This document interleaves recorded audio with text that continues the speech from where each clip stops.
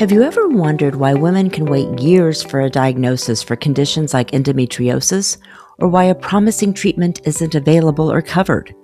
Well, at least part of the answer lies in public policy. Policy determines which research receives federal funding and who must be included in clinical trials. It also determines what evidence the FDA requires to approve new innovations, which conditions qualify for accelerated review, and whether public insurance like Medicare and eventually other insurers will actually pay for a new treatment once it's approved. These decisions may happen in Washington, but their consequences show up in the exam room. Welcome to Beyond the Paper Gown. I'm Dr. Mitzi Crockover. This episode comes from a 5-part webinar series, My Vote, Our Health, which Beyond the Paper Gown is a proud sponsor along with women's health advocates, Community Catalyst, and the Menopause Foundation. Our goal is to explore how public policy affects women's health. We hope that by highlighting these issues, you can be a more informed voter and advocate. Today, we follow how solutions for women's health conditions make their way from scientific discovery to actual patient care, and examine the policy decisions at every step. For example, Congress determines how much federal funding is available for women's health research. The National Institutes of Health, which sponsors research, influences whether researchers examine differences between female and male biology. The FDA, which approves drugs, diagnostics, and devices, creates standards that determine what evidence a new product must provide, and whether conditions such as endometriosis, osteoporosis, or sexual pain qualify for pathways intended to speed important innovations to patients. Medicare reimbursement decisions can then influence whether hospitals and private insurers will cover them or even offer them. Our guests are leaders in research, investment, regulation, healthcare delivery, and medical device development. You'll hear them explain how these policies affect which ideas attract funding, which products survive development, and which innovations ultimately reach patients. Why does this matter to you? Well, if you want to see more health solutions focused on women's conditions, then being informed helps you to advocate more effectively. I hope you enjoy the conversations.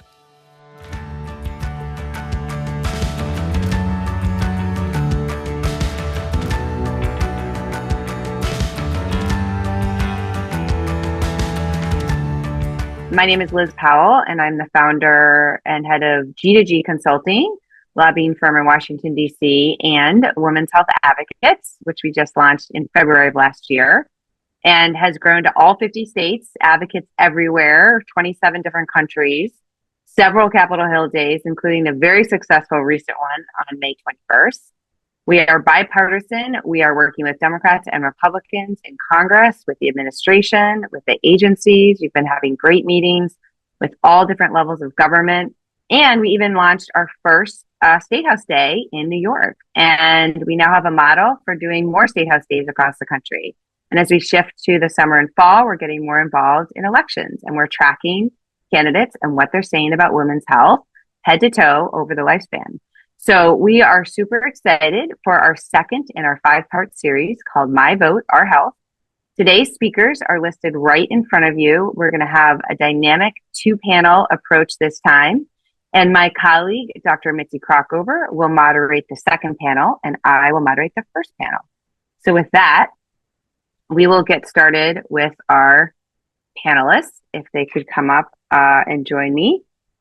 We've got phenomenal experts in women's health and in research and investment and in policy. So you saw their names and their background. So since we have 2 panels today, we're going to move very quickly, and would love to start out with a question about research and the funding. So I would like to start with Katie Schubert, who is the head of Society for Women's Health Research, our leader when it comes to women's health research. Katie, my question for you is, what is the current government funding landscape for women's health research, and what is SABV? What does it stand for? Is it being applied? Any thoughts you'd like to share on that? Yeah, so the current landscape is a little complicated. I think there's a lot happening. It's really difficult to discern between what we hear in the news, what's true, what's not true, and sort of what's working behind the scenes to make sure that we're, getting those funding levels where we want them to be. In some ways, we've never had more funding for women's health research at the federal level, at the NIH. We've seen steady, sometimes small, but steady increases for the Office of Research on Women's Health, for funding across the National Institutes of Health.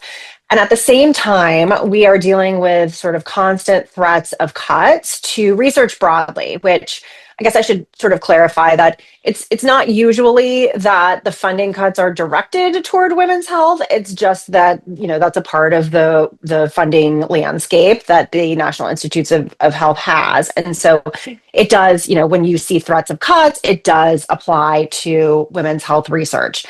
With that said, there are a few things on the regulatory side or the administration side that I think are challenging right now. So while we have seen those increases in funding, money has not been as quick to get out the door at the National Institutes of Health. So, approved grants may not be funded as quickly as they used to be. So that's a huge concern for the research community to make sure that what Congress has appropriated gets out the door. The second thing is there was a recent proposed rule from the Office of Management and Budget that would, if it goes into effect, require political review on all federal research grants. And that's not just at the NIH. So that is a huge concern to the community as a whole. I know when we think about women's health research specifically, that's something that we'll be weighing in on, and we'll be also working with Congress to try to make sure that that does not go into effect. That could be particularly challenging across the board. And then I think when we think about just funding generally, the really important thing to remember is that the president's budget every year is going to propose priorities for the administration, regardless of who's in office. And what we've seen over the last couple of years was, in the last fiscal year, the president proposed, 40% cuts to the NIH. Congress, sort of returned fire and said, we're actually going to increase it. And so, it was less of a cut proposed this time around, but I feel good that NIH still receives that bipartisan support. It's just a matter of making sure that we are effectively advocating and illustrating what we mean when we talk about women's health research, anything that differently, disproportionately, or uniquely impacts women. So I think that's sort of like where we are. It's always important to reach out to Congress, especially at this time period when they're doing their appropriations bills, to tell Congress why they should support increased funding. The SABV piece, sort of shifting gears, is sex as a biological variable. This is a policy that was implemented at the NIH back in 2016, and it required researchers who are funded by the NIH to consider sex differences in their research. 1993 was the year that women were included in phase 3 clinical trials, and it wasn't until 10 years ago that researchers had to just consider sex differences, which means male versus female mice. Is there a reason that maybe we need to look at whether there are differences between men and women? Does a drug metabolize differently? Do symptoms of disease show up differently? Usually the answer is yes. We just have to make sure we're factoring it in. Whether it's applied sort of equally is a little bit unclear. I think the NIH, this current NIH, has done a good job of incorporating this question of, are you considering this and why, back into the peer review process. So we are very happy about that. Rather than just a quick checkbox, which would sort of make you stop for a minute and think, you actually have to put some narrative behind that now, which is something that's really important for implementing it.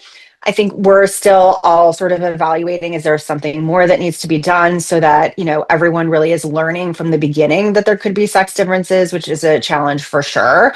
But I think, it's another opportunity potentially for some advocacy there as well. You're speaking my love language. I love all the advocacy pushes in your response. It was so helpful. That's a great overview of what's going on in government right now when it comes to women's health research and funding. Thank you. Naseem Sayani, I would like to ask you my next question. You are an experienced investor. You've been doing this for many years, have so much wisdom in this space.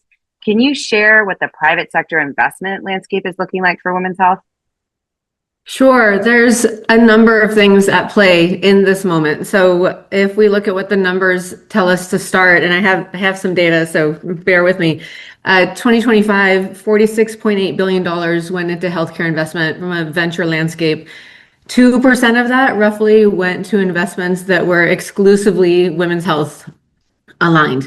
If we expand that out to investments that represent the full burden of women's health, so we include disproportionately and differently in that as well, we maybe land around 9.5 to 10% of the total venture dollars that were invested. So still smaller than what I would like it to be relative to 51% of the population and what we would hope it could do. Biopharma was about 30 to 35% of that. So as an investor, the disconnect that we keep talking about, that we hear a lot, 51% of the population represents 80% of healthcare spend in households and or broadly, because a lot of women still sit in CHRO roles and are driving those decisions for their companies as well.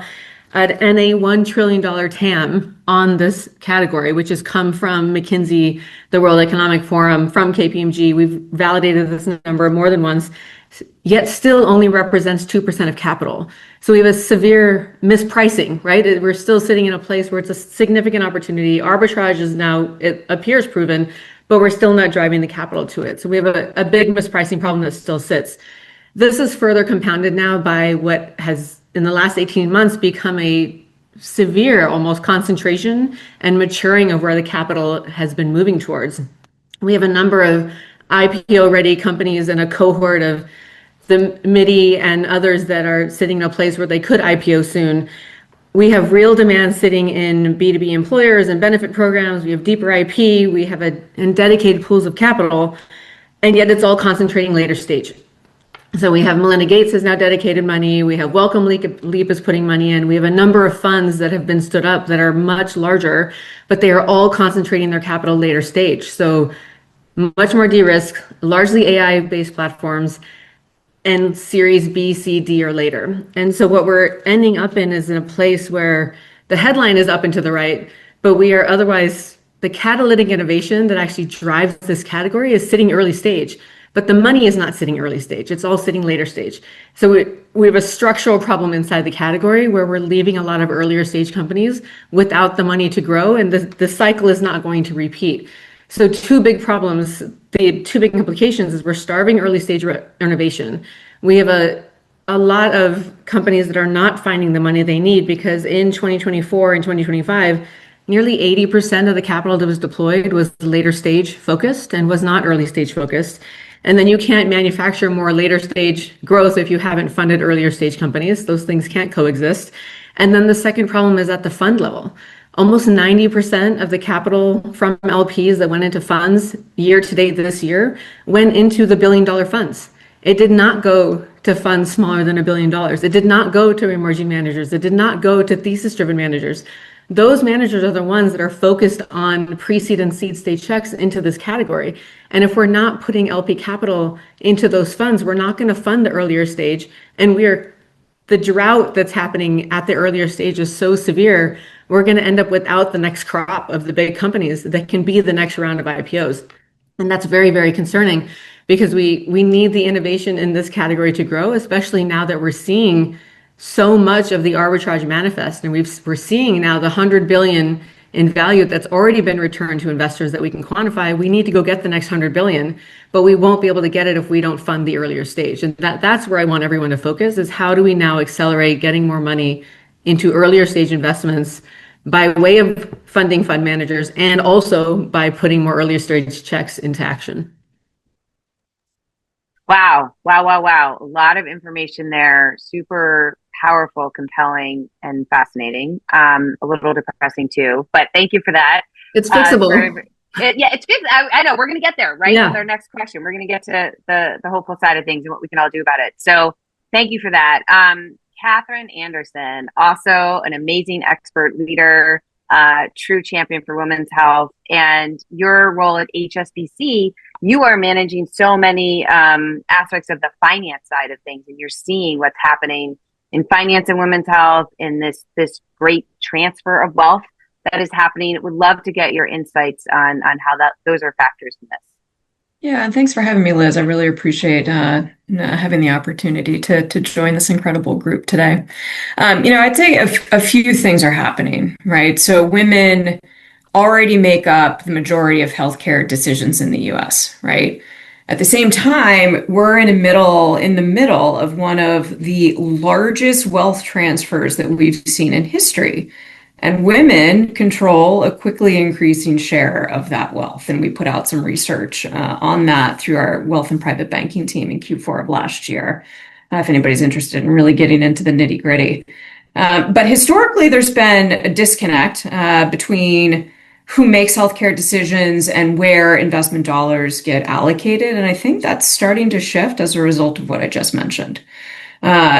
And I'd also say investors, I think, are slowly starting to recognize that women's health, not niche, it's one of the largest underappreciated opportunities in healthcare. And I would also say, what's become increasingly clear over the past number of months, being on this women's health speaker circuit and attending a lot of events and kind of getting into the details of really what's on everybody's mind, is women's health goes so far beyond menopause and cardiovascular and autoimmune and mental health. Think about the daughter coordinating care for an aging parent. Think about the executive balancing work and caregiving responsibilities, the women who are making healthcare decisions for their entire family. Caregiving, and speaking from the heart as I've been here, caregiving is, I think, a really critical tie-in and one of the largest hidden economic forces that we're experiencing in our country. And it affects workforce participation, financial security, mental health, obviously, healthcare utilization. And yet we rarely talk about that as a women's health issue, even though women shoulder, obviously, a disproportionate share of that burden. And so you put all of that together kind of in a blender, and we are talking about an absolutely enormous unmet need and economic impact. And I think it's that opportunity in full that's really starting to come to light. And it's obviously that none of these are just women's issues, right? These are workforce issues. These are family issues, caregiving issues, economic issues. And I think because of that, it's becoming abundantly clear that this is a sizable investment opportunity. We have spent decades obviously talking about the cost of neglecting women's health, but I am cautiously optimistic that the next decade is really going to be defined more by the value that's created when we finally start to see these investments in it. Yeah, and with this wealth transfer that's happening, if it's women who are the CEOs of most families running all the healthcare decisions. Bingo. So you would think that would shift the investment and sort of realign some of the stats that Naseem just shared. That's what I'm hopeful. Is that what you're thinking might happen? Absolutely. And then you think about, we're already starting to see that trend. Where I start to get really excited is thinking about the next generation of incredible humans that just are continuing to grow up, right? This is this on-demand generation that is not going to sit around and wait for a multi-week or month diagnosis or healthcare solution. They want things today. You already see it in how they operate in the day-to-day in high school and college and job searches. It is an on-demand generation. And I think that behavior, that's going to continue to drive, this trend, which is kind of exciting. Yeah. And patience is good in that case. Yeah. Okay, great. Richard Lipkin, you are a pioneer in investing in women's health. You've got a new pediatric innovation focus as well with Catalytic Impact Foundation. And would love to hear from you based on your expertise and experience and in doing these investments, where you maybe have seen some strong ROIs. And what's your perspective on investing in women's health businesses? I'm incredibly enthusiastic. And I have to say that as someone who's been in this space of venture capital and life sciences, healthcare, and innovation for a long time now, 20, 30 years, I'm really encouraged. And I've actually, over the last few months, been going back and tracking data and trying to make sure that I'm seeing what I'm seeing. And I think there is a much larger and much more substantial social trend going on that is the underpinning of the emerging economic opportunity than is evident. I really feel that we're in the midst of a social transformation in society that is ultimately going to create this tremendous economic opportunity. One thing that's just, I think back 15, 20 years ago, when you talked about investing in women's health, you talked about, people talk about it, and there was very thin opportunities to focus on. There just weren't that many women entrepreneurs. There weren't that many businesses. But in the last, 5 years, 10 years, and really the last even 3 or 4, it's been transformational. And I feel like we're just at the beginning of a very large social movement that's going to bring to bear incredible economic returns. And there's a lot of data now, too, by the way, that didn't exist before. Organizations like WHAM and the Follow the Exits report, and McKinsey and BCG and KPMG and all of these major investment houses and consultancies have unearthed wonderful data to support the thesis that investing in women's health companies is producing good ROI. We at CIF, we've overall invested in more than 60 companies. More than half of them are led by women, and they're absolutely some of our best companies. About a third of our whole portfolio is either women's health or women and maternal health. And those companies are doing incredibly well. And for all of the reasons that have been cited in report after report after report, by the organizations just mentioned. So I have a very positive view of this. And I think life is all about 2 steps forward, 1 step back. You hit bumps, you hit wrinkles, nothing works out or goes straight line. But the trend here is a great trend. And we're in the early days of a really large and substantial trend. Yeah, thank you for that. And just to add to it, the Follow the Exits report found $100 billion in ROIs over the past 25 years, with half of it in just the past 5. And that included 27 unicorns. And I know, Rick, from your investments, because you focus on women-led businesses in addition to women's health, and you've seen some unicorns as well. So there's money to be had in this space. Yeah, I just really wanted to reiterate that. Great. Well, why don't we get into some challenges, and then we're going to get into some opportunities. So Catherine, I'm going to go back to you. What do you see as maybe 1 or 2 of the biggest challenges in funding women's health today? Yeah, so I'll give you 3. There's probably a long list, but maybe I'll focus on 3, and then we can hopefully quickly shift to some positives here and good trends. But one is, I think, the biggest challenge, I think, is that many people still define women's health too narrowly, right? We kind of talked about that a little bit already. When people hear women's health, I think they are still thinking immediately about fertility and reproductive health. And those are very important, do not get me wrong, but women's health is obviously so much bigger than that. Heart disease, right? Heart disease remains the leading cause of death for women. Women are disproportionately affected by autoimmune disease. Women make up the majority of Alzheimer's caregivers, represent a significant percentage of Alzheimer's patients themselves. My mom was a great example of that. Menopause obviously affects workforce participation and productivity. So I would put that maybe under the broad category of number 1. 2, data, right? And I think we talked about this a little bit already too. For decades, women were obviously underrepresented in clinical research. Investors, payers, health systems, they all want evidence. But because the research wasn't done historically, it's hard to build that evidence base that attracts capital today, and it takes time. So we are still behind the curve. And then 3, and then I'll leave it there. Maybe the third challenge, I think, is translation. So we have outstanding science, right? We're fortunate to have outstanding science, but we need stronger bridges, right? Bridges connecting researchers, entrepreneurs, investors, health systems, employers, policymakers. Liz, shout out to you, trying to connect and be that bridge builder for all of us here. I think the good news, right, is that momentum is building. And I think we've certainly seen that over the past 5 years in particular. And every successful company, every strong clinical outcome, every reimbursement win, that is going to continue to create confidence for the next investor. So my hope is, maybe this is the positive spin, we're going to continue to see kind of a snowball effect.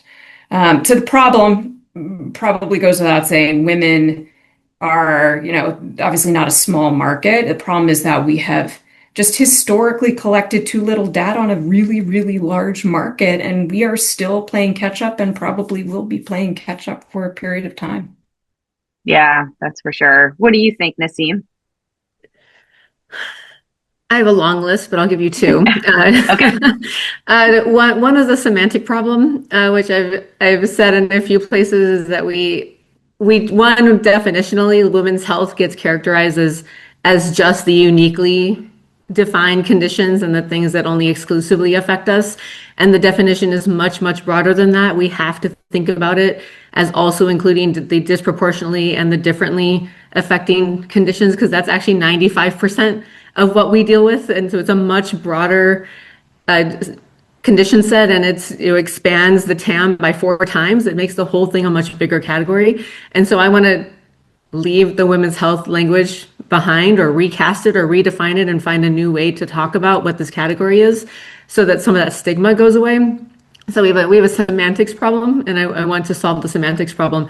The second is that there's and you brought up the follow the exits report, but the comparable exits problem, and the kind of almost constant demand from LPs and generalist GPs looking for exits to prove the category. And if that's what we're going to constantly look for, then we're going to be behind the curve, right? Because what we should be doing is putting money into deals so that we are at the front end of how this category gets capitalized. And if we're waiting for deals to get done before we put money in, we're going to be behind the curve. It's a mispriced category that has opportunity. That is the moment you want to put money in, because then we can be on the front end, part of the deals that then deliver the bigger returns, and everybody else follows.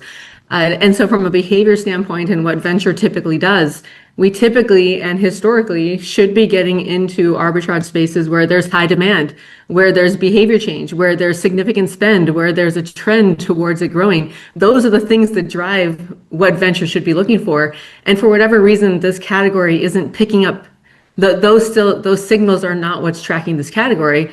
But and I've said this in a few places, but if you look at how money went to the Googles and the Facebooks and the Amazons, it was because of behavior, it was because of trends, it was because of spend and how it was moving. And there were no comparable exits for those companies before the money went there. So we need those same signals to apply here. And that's a challenge, because it's not how broader venture is thinking about it, but we need to make that shift, and then more capital would move here. I love how you explain that. That's a really good comparison. That's really helpful. Rick, and then Katie. Rick. Well, I think the challenges, exactly as Nassim was saying, are awareness, and there is this semantic problem of how you categorize things. Let's state the obvious. I mean, half the planet, of course, is women, and the need has been there for a long time. And also in drug companies and other, device companies, they've been developing things, but haven't been exactly categorizing them. So it's difficult to capture. That is changing now. And so there's an increased awareness. And the awareness is important on many levels. It's important for consumers. It's important for money managers. It's important for investment banks that are bringing companies into public markets. And it's important for private investors, professional venture capital people, and also angel investors. Just becoming aware of what the opportunity is, and this surfacing opportunity that I think now going forward over the next 5 and 10 years is going to become much more evident than it was before. And that's a big deal. If you're not aware that something is present, you can't really act on it as much. So I think that's a big piece of the story. Yeah, Katie, what do you think? I've got 3, and I think they probably align really nicely with everything that was just said. I wholeheartedly agree. On the definition front, this idea of like different, disproportionate, and unique, it's just all health, right? That's everything. And so it's really about sex-based care, sex-based data, sex-based research. So just thinking about how we can get to an individualized medicine case, but that's not how we traditionally think of it, right? It was traditionally thought of as bikini medicine. So I think that's still a huge barrier when we think about what needs to happen. The second piece is, and I don't, this is often a little unpopular right now. Yes, there's so much happening in this space. There's a lot of news coming out about it. It's still not enough, and it's still not comprehensive enough of a strategy, I don't think, to be able to truly close the gap. Like, we can make sort of incremental changes. And what I mean by that is, like, new funding support is great. We need it all. But it needs to be used as well to push the infrastructure change that is going to have to happen to support these large scale investments. So we don't have a modern regulatory pathway necessarily for some of these new therapeutics. We certainly don't have enough NIH funding, right? Our researchers aren't trained. We have researchers, I mean, we're very concerned about the brain drain. And so we really need to be thinking about this from a sort of holistic, whole scale approach, and outside of that bubble, right, of women's health, so that it's truly a national priority. And then the third thing is a little smaller, but I think it's a really good example. I just got back from a tour of a pharmaceutical manufacturing facility. I love doing that. I asked this question of the guy giving us the tour. He was talking about how he was running toxicity reports. And I said, oh, do you look at sex differences when you do that? And he said, well, yes, but we have to be very careful of women of childbearing age, as you know. And I said, no, you don't. I said, they all need to be included. There are ways to get to this information.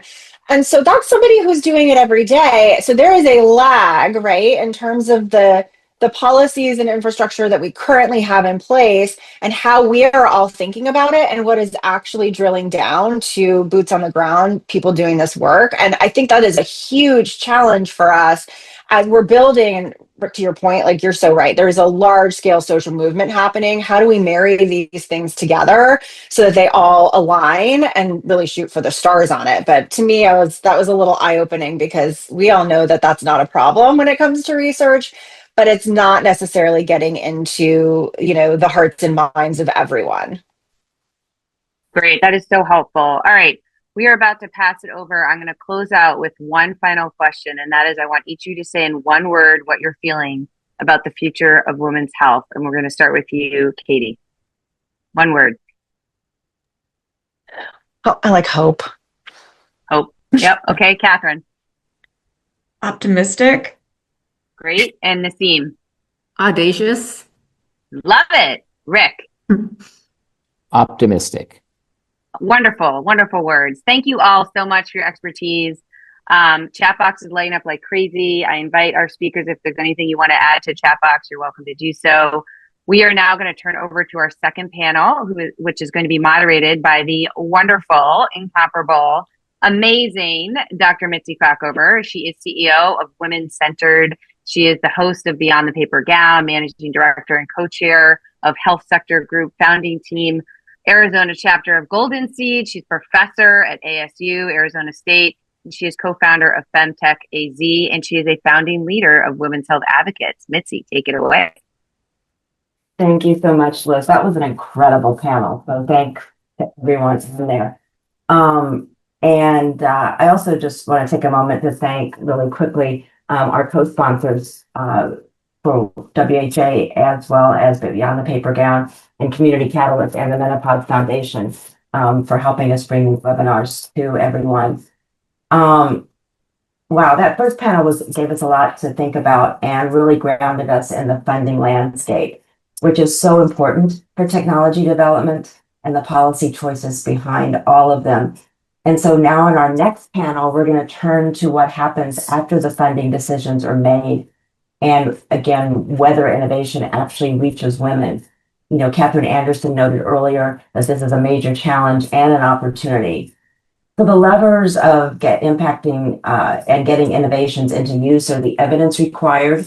Again, going to the earlier data question that was noted in the first panel, the regulatory pathway, and the infrastructure. Katie Schubert mentioned that as well, so important.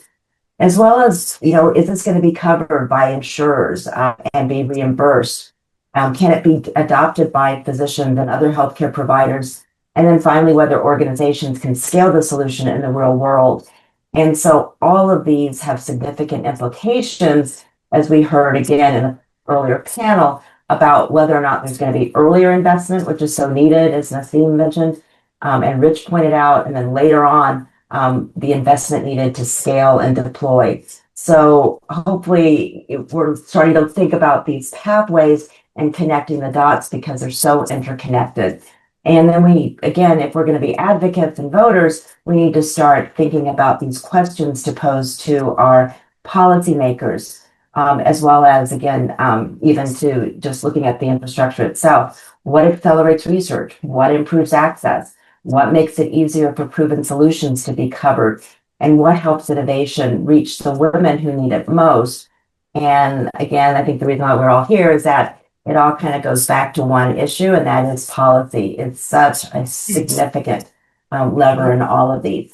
So my next panel is going to connect the policy specifically to innovation and translation, and they are terrific. So I'm going to ask each one of them to quickly introduce themselves, and then we'll get into the conversation. And Barb, maybe start with you. Oh, thank you, Welcome. Mitzi. I'm Barb Maruziak. I am a professor at ASU for about 17 years, the director of the doctorate program in regulatory and clinical research, and I am the co-director of the Mayo and ASU Healthcare Accelerator. Great, thank you. Tracy. I'm Tracy Welcome. McNeil. I'm the CEO of Materna Medical. We're aiming to make childbirth safer for new moms. Thank you. And Neda. I'm Nida Hanafi. I'm one of the co-founders of Women's Health Advocates. And first thing, Liz, I said it first.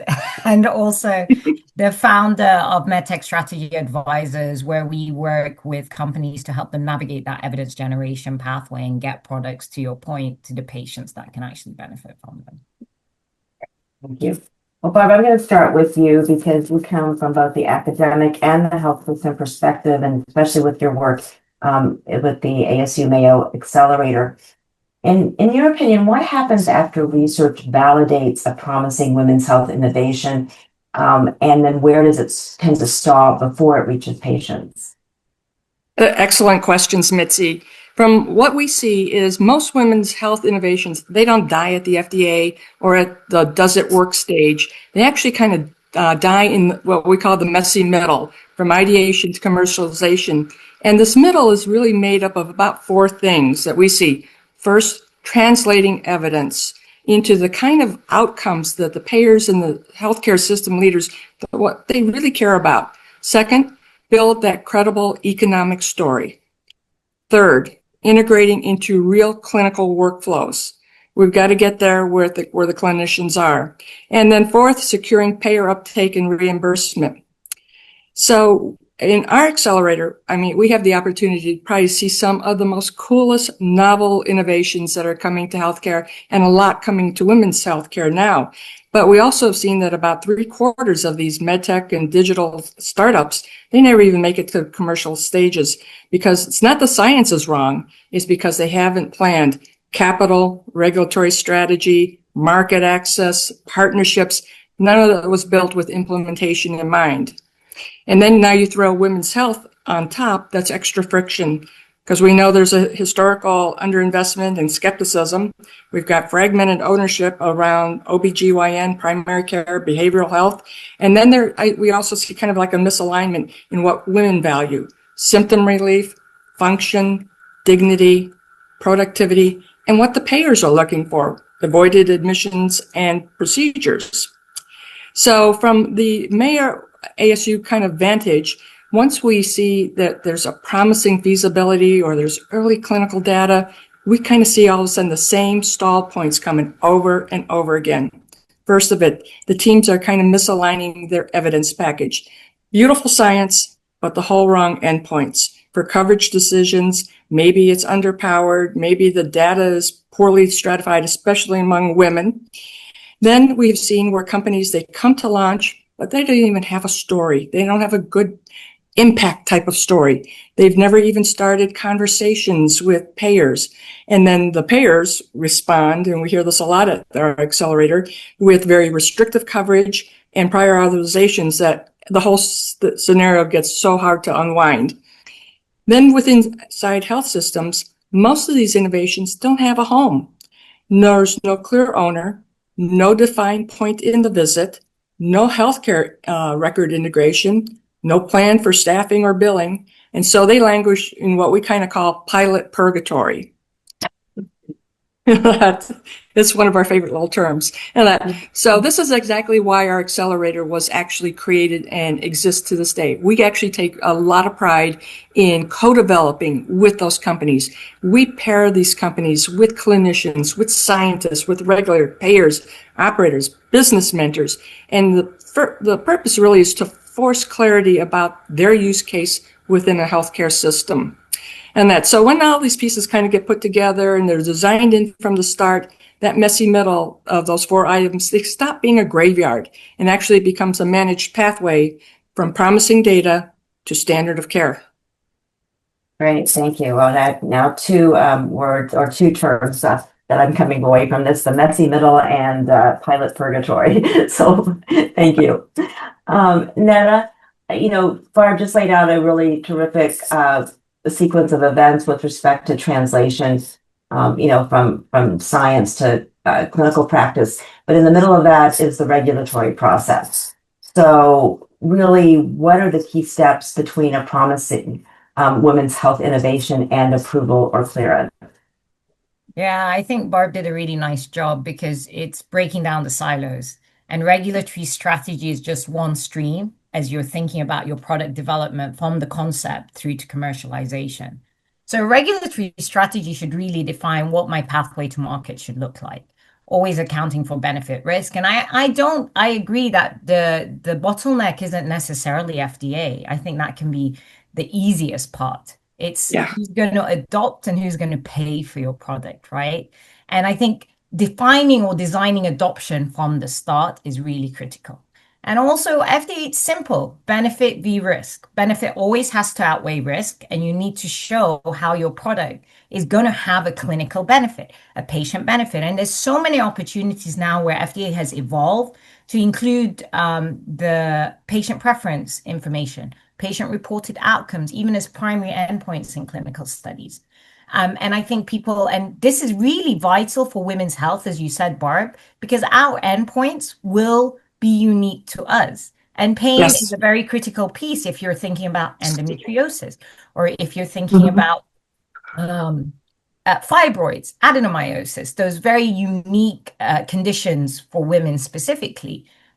Even in terms of the maternal health piece, and Tracy will jump into this, how do we make it a safer process for women to get pregnant, to give birth safely, and then to stay healthy and safe throughout that postpartum period? I think there's a lot of opportunities where when you define upfront what problem you're solving with the unique needs of those patients throughout the process, you develop a much more complete and effective product. So the regulatory pathway, I think, is an opportunity, and you don't just take it in one segment. You have to have your market access, reimbursement pathway in parallel, your commercialization pathway in parallel. And specifically, if you are developing a clinical study, FDA is looking for certain endpoints, but a payer may be looking for a different endpoint. Provider may be looking for that different endpoint as well, or other things for them to say, yes, I want to use this product. Yes, I see how it fits into my clinical pathway. So mapping out the patient journey, mapping out the clinical pathway and what pain points you're specifically addressing, I think just overall brings together a package where you can truly understand what each stakeholder is looking for. I think it's just the with them, what's in it for me? And you have to develop that clear value proposition to bring them along. And the one thing I'll also say for women's health, I say innovate with empathy in mind. And hopefully Tracy's going to speak to that with her product, and have that patient voice throughout the journey. And there, I think you develop that just such a more gentle and kind product, as we should all have gentle, kind products used on us to improve our health outcomes. So, I mean, Barbara, you covered it all, but I think just design with the end in mind, and then everything falls into to place, and hopefully you avoid those valleys of death. Great, thank you. I don't know that I anticipated that we were going to talk about design, but that was just beautifully said, because when we think of regulatory process, we don't necessarily think about in those terms. So thank you for that.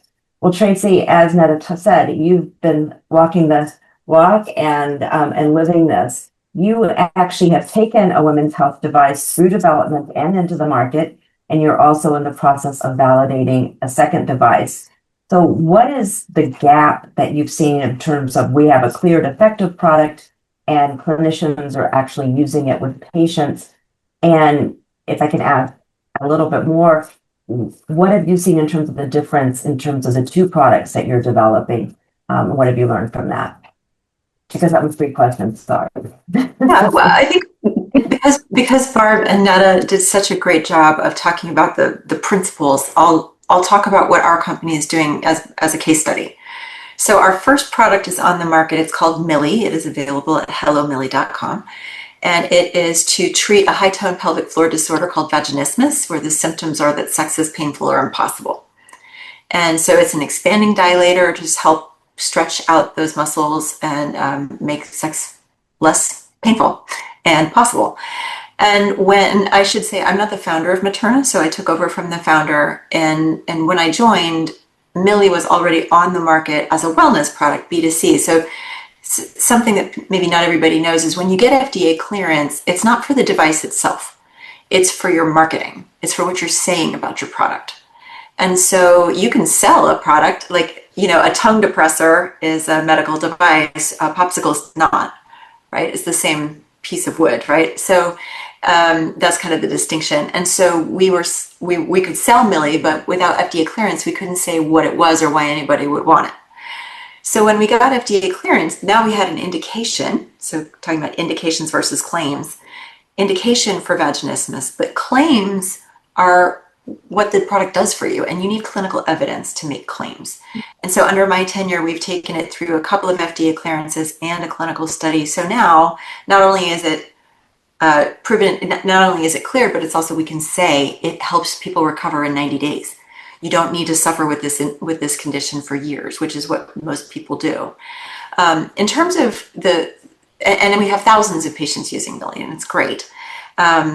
What's interesting is, I think, where we see a headwind in women's health is that what I found when I went to get a reimbursement code for Millie is that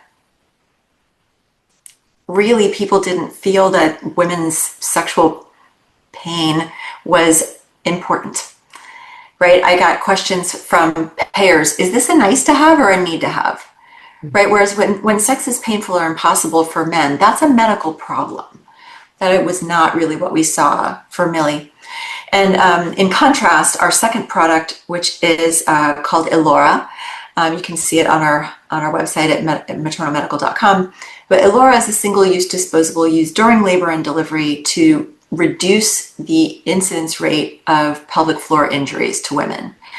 And so it's really a surrogate endpoint for all of these incontinence and prolapse problems that women see. We'd love to be putting some of those other things into the Medical Device History Museum.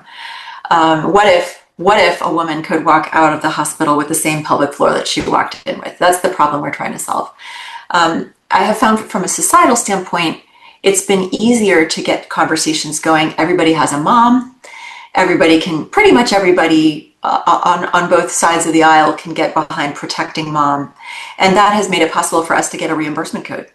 And I think CMS, we found it to be a fairly straightforward process with them. Now, one of my favorite books is Mountains Beyond Mountains. But so the next mountain to climb is, okay, now we have the code. Can we get payers to pay us for it? And now this is where we're build on Barbara's and Netta's point. We are having conversations with hospitals about what outcomes are important to them, with payers about where they see these injuries being important or not important, what kinds of other impact our device has, and our clinical evidence is incredibly important there. And I'll just maybe close by saying FDA clearance, it's not so much that it's easy or hard. There's a very large range of what FDA clearance means. So for example, my first product went to market, got FDA clearance with no clinical evidence whatsoever. There it goes. And here we are because I think we could be used in every laboring woman, ultimately. We have a very, very high bar. So we're going to market with 700 patients in two phases of a gold standard randomized controlled study, $40 million clinical trial. Very, very different. Both FDA clearance, and I find that investors sometimes sort of lump them all together, like that's all the same thing. And so you really have to be able to articulate what problem you're solving and what body of evidence you're going to need to be able to get payers to pay. So it's been a journey. I know that it has, and it's I just want to underline $40 million to get a device cleared. And so again, underlining the need for early investment, as well as hopefully when you're approved and cleared, scaling so that you can deploy it. So I thank you for making those points. Now we're going to talk about very specifically policy. And Ned, I'll start with you. What can policymakers do to make the regulatory pathway more effective, specifically for women's health innovation? Not just policymakers, everyone. And that's why we're having this conversation, right? Because we influence policymakers. Our voice matters.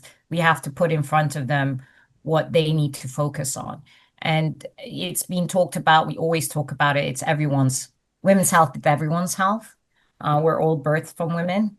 Everybody knows the stats. They talked about it earlier. We're the chief medical officers for our patient, for our family, and potentially friends and neighbors, etc. So I think it's the ongoing education of policymakers.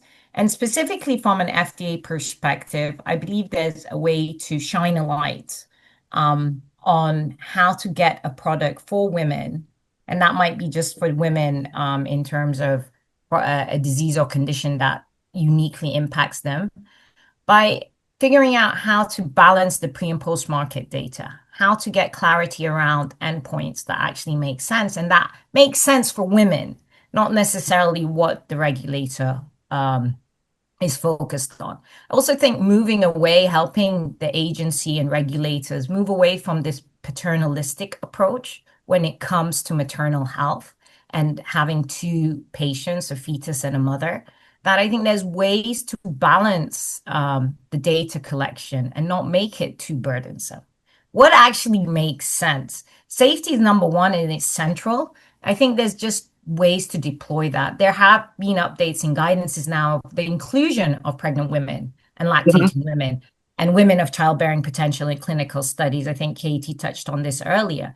It shouldn't be a default that they're just excluded from clinical studies because it has been for so long. But there's adaptive clinical trials. There's also the use of digital twins that could come into play really heavily here to answer some of those safety questions and move us into those clinical studies. So I think policymakers can work with, and policymakers are the agencies, by the way. They set policy. So they can really think about what is a most efficient pathway, keeping least burdensome in mind, centering around safety, but that then really drives innovation. The one other thing I'll say out there is they've developed other programs. Breakthrough might be one of them. And that's an effort to try and streamline or get products from that concept piece to the market sooner with faster interaction engagement with the agency. There's only been 5 granted in the OB-GYN space, where there's 260 in the cardiovascular. And that's since its inception in 2015, when it was called the expedited access pathway and then changed to breakthrough. To me, that's not acceptable. Why? And we have one innovator here. I don't think it's necessarily because people aren't innovating and founders aren't wanting to develop these breakthrough products. Is there something going on that's making this delay? Is it very burdensome studies, endpoints that aren't realistic? Is there more breakthroughs being submitted but denied?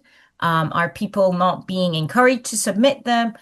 There's an opportunity here, really, and especially when you think of the maternal health crisis that is happening in the US right now, where devices could actually have a potential to move the needle. So again, I think it's not just policymakers, it's all of us. this whole ecosystem coming together to really drive action forward to get these products to patients and get them to patients where it makes sense. They want to use them. And it's actually improving their health outcomes. Exactly. Thank you. Well, we've got about 4 minutes left, so I want to make sure that we get to the to Barb and Tracy as well. Barb, when something is approved and covered, clinicians still have to learn about it, trust it, and integrate it into workflow. So what does it take for a health system or clinical practice to adopt a women's health innovation? That's another good question. And being also a clinician in RN, and that have seen a lot of this happens. So even when an innovation is improved and covered, to me, that's just the starting line. To actually reach patients, clinicians like myself and you and many of you here online, you got to hear about it. You got to trust it. You got to see if this fits into already your overloaded clinic days in a way that's safe and not burdensome. So regulatory approval and payer coverage gets you to the party. Adoption happens only when you've designed this product, your innovation, for workflow, for trust, for team behavior, and for patient experience from day one. So trust and governance. Clinicians, we need to know that this innovation's been vetted, whether it's a clinical committee, the FDA, whatever. We have to have clear indications, contraindications, and documentation expectations. Secondly, workflow and electronic health records integration. This is where a lot of these innovations tend to die. If your tool doesn't fit that 15-minute window, it won't last. I don't care how good the evidence is in that, because our staff is so overburdened. Successful teams, they're going to figure out how to engineer workflow, map those current steps. How are we going to use this? Who decides what and when, and then redesign it so that the innovation actually takes friction out instead of adding more clicks and logins in. Our integration is a make or break area. You got to have that template or the order set in the right form. It's got to be able to write back to the record with minimal effort. It's got to survive. Tools that have separate portals and manual data entry, we're going to abandon those right from the beginning. Thirdly, adoption is a team and culture change problem. It's not an IT install. So we've got to think about cross-functional teams, getting away from the silos. We got to start anticipating some of those real-world roadblocks that we're going to run into. And then finally, sustained use depends on measurement and equity. And that we've got to start thinking about setting a small set of metrics up front. Screening rates, time to diagnosis, number of emergency room visits, clinician time, and actually look at them regularly to see, are we making a significant change or not? So to me, in women's health, success has got to show up in access. It's got to show up in comfort, autonomy, and equity. And that much of our health topics out there were fragmented across all kinds of specialties. And the systems that will succeed are going to decide who owns the condition, building cross-disciplinary pathways, and then finally bringing patient advocates also into the rollout. So this is kind of what's going to turn approved and covered into what we use every day in women's health. That's terrific. And somewhat, I'm thinking about what Netta was saying and Katie Schubert earlier before about infrastructure. And now you're talking about infrastructure with respect to health systems. So important. Again, Tracy, you're living this. That's why I keep you on as the third question, because you can bring it home. And so the other piece of that is that, again, knowing all this, investors are watching each part of the way, right? Early investors are looking at what the timeline's going to be, and also, is this a good bet? And then obviously later investors, is this going to be able to be deployed and utilized? So what reimbursement or regulatory signal would most change investor confidence in your mind? I want to build on what Netta was talking about with Breakthrough, because I think there are these programs that are trying to help. We're in the OHT for OBGYN and did get breakthrough device designation. Breakthrough is really requiring life-saving and irreversibly debilitating conditions. And so that's a particular framework. OBGYN is disadvantaged, right? So if we think about what endometriosis is like, and fibroids and pelvic floor dysfunction, these are not life-threatening conditions, but that doesn't mean they're not incredibly important. And so I think that having a new kind of framework that honors these chronic conditions and honors unmet needs, I think that would be incredibly helpful legislation where you've got a breakthrough pathway when you're addressing something that, for example, I think endometriosis takes 8 years or something to get diagnosed. And investors don't invest in diagnostics because there's no treatment. They don't invest in treatment because there's no diagnostic. And women just suffer, right? So I think programs that break that cycle would be incredibly helpful. Great, thank you. We are, I think, coming to the end. I just want to do a quick lightning round and ask you if you had one policy wish and also one that our folks that are listening could also advocate for, what would it be? And Tracy, since you've been at the end of all these questions, I'll start with you first. Better payments for clinicians and new innovations. Thank you. Barb. I would love to see funding and mandating implementation, which includes workflow, reimbursement, and equity, not just discovery. Thank you. Annetta. You got to invest in the entire innovation pathway, and you also have to invest in the teams. Mm-hmm. And I think Naseem said this so well when she said, if you're looking for success, but you haven't invested in them in the beginning, you're not going to see it. So this is where the gaps continue. So investing from the start throughout the process that we talked about. And I love what you said, Barbara. Not just the discovery, but actually getting to patients and centering around patients. If you're in healthcare, you're in it for service. Mm-hmm. It's not about us, and we're all patients. Thank you. You guys have been incredible. Thank you for the information. I know that this will help everybody as they're looking to the midterms and considering policy. And with that, I will turn it over to Liz, our fearless leader. Thank you. Thank you so much, all of you. That was so powerful and so helpful. I'm just going to close out with a big thank you and information about future webinars as part of this 5-part series. So our next one is August 27th on maternal health and reproductive health. And then September 24th will be midlife health, menopause, aging, and caregiving. And then the last one will be October 22nd, advocacy and voting, putting it all together. I too want to thank our amazing sponsors, Beyond the Paper Gown, Community Catalyst, National Menopause Foundation, and Women's Health Advocates, obviously my group. But truly, this wouldn't happen without all these organizations coming together and these amazing speakers giving us their time today. Really, really appreciate that.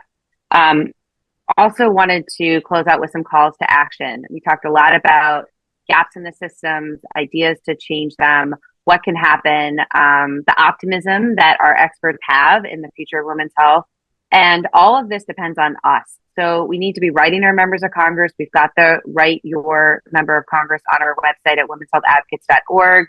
Spread the word, watch the recording, share the recording. We will send that out to everyone who registered, get people engaged, post on women's health issues in social media. That has been driving a lot of awareness. Registering to vote, super important. Any questions on it? This is a great website that can answer your questions, get you directed to the right place. Really important to register early. There's been a lot of new changes in registration. So make sure you're registered and make sure your friends are registered, your family's registered, and any new 18-year-olds are registered. Really, really important. Know who you're voting for. Know what their record is when it comes to women's health, and watch for these guides. So the Women's Health Advocates Political Committee, Black Women's Health Imperative, and other voter guides are coming out. And know that your vote is a health decision. It's super important that we take seriously how we vote. And we have these upcoming events sponsored by Women's Health Advocates in collaboration with our partners. So July 20th, we have an online congressional briefing focused on maternal health. July 23rd, we have an online congressional briefing focused on menopause. August 18th, we have an online congressional briefing focused on sexual health. Lastly, we have a new Women's Health Advocates Political Committee opportunity to engage in the process. You can share with us who you'd like us to consider endorsing at this link. All these links are posted in the chat box for you. Thank you so much again for dialing in. We hope to see you again at our next My Vote, Our Health event. Today's conversation reminds us that women's health innovation is shaped by public decisions at every stage, from congressional appropriations for research funding and FDA requirements to insurance coverage and health system adoption. When these policies work, promising ideas can become meaningful care, and when they don't, women wait longer, pay more, or go without options altogether. The call to action for all of us is really simple. Find out where candidates and elected officials stand on women's health research, regulation, access, and coverage. Contact your representatives, register to vote, and help the people in your life do the same. Ask questions at candidate town halls. Just by bringing up these issues creates awareness and a realization that this matters to constituents.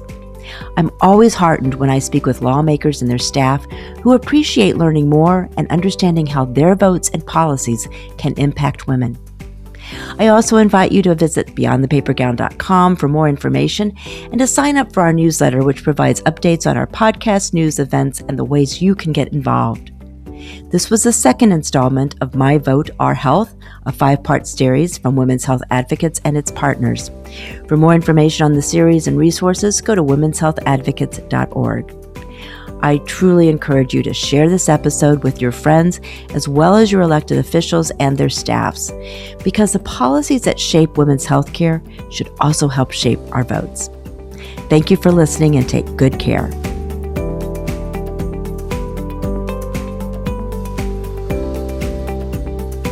This episode was produced by myself. Our audio engineer is Patrick Shambayati, and our associate producer is Kyla McMillian.